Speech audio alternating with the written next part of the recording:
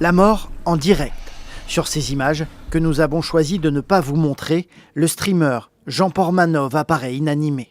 Un autre participant interrompt la diffusion de ce direct de 12 jours sur la plateforme Kick sous les yeux de milliers d'internautes. Derrière le pseudo Jean Portmanov ou JP, Raphaël Graven, 46 ans.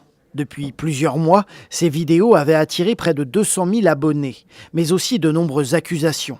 Deux hommes qui réalisaient des vidéos avec JP étaient soupçonnés de maltraitance à son encontre. En janvier dernier, ils avaient été placés en garde à vue avant d'être relâchés dans le cadre d'une enquête toujours en cours pour violence sur personnes vulnérables.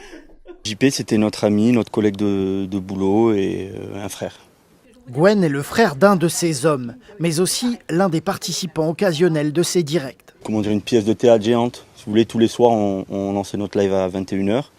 Alors c'était du contenu très trash comme les gens disent, mais bon, on assumait totalement. C'était notre fond de commerce, grosso modo c'est ce qui faisait notre succès. C'était quand même assez contrôlé, scénarisé, mais oui, on faisait en sorte que ça paraisse spectaculaire, donc on se jetait des trucs.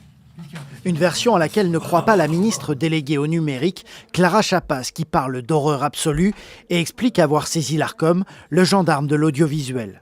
Désormais dans le viseur des autorités, la plateforme Kick est accusée depuis son lancement en 2022 de ne pas modérer les contenus violents pour prospérer et se démarquer du leader du streaming Twitch, propriété d'Amazon. Là, on est sur une autre plateforme qui va attirer tous les rejetés de Twitch. Une plateforme, plus elle est permissive, plus il va y avoir de gens qui vont essayer d'aller le plus loin possible. Non pas juste pour aller le plus loin possible, mais pour avoir le maximum de gens qui vont les suivre, le maximum d'engagement et aussi par derrière de vues et donc d'argent. Nous avons contacté la société Kick qui fait part de sa tristesse. Nous sommes en train d'examiner en urgence les circonstances et nous sommes en contact avec les parties prenantes concernées afin d'enquêter sur la situation. Dans son mail, la plateforme Kick rappelle son attachement à la protection de ses créateurs de contenu.